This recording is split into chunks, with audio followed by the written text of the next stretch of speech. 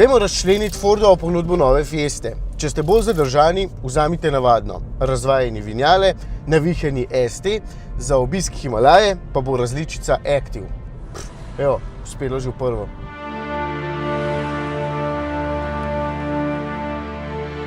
Tale je Active in ni ravno za Himalajo. Je pa za vse tiste, ki se občasno zapeljete na makadam in bi vas običajno skrbelo, da boste s trebuhom podrsali po tleh.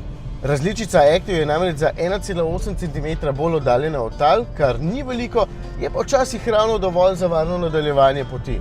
Celo program Slippery ima, če je podlaga slabša.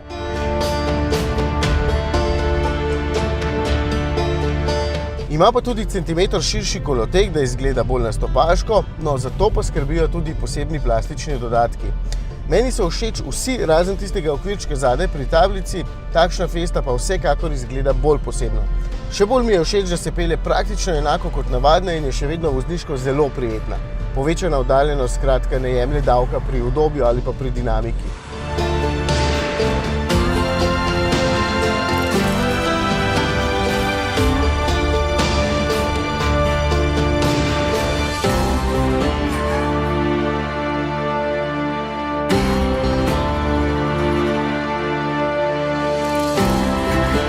Po opremi je Fiesta Active malce samosvoja, ampak če jo primerjam z navadno in z opremo Titanium, je dražja za slab tisočak.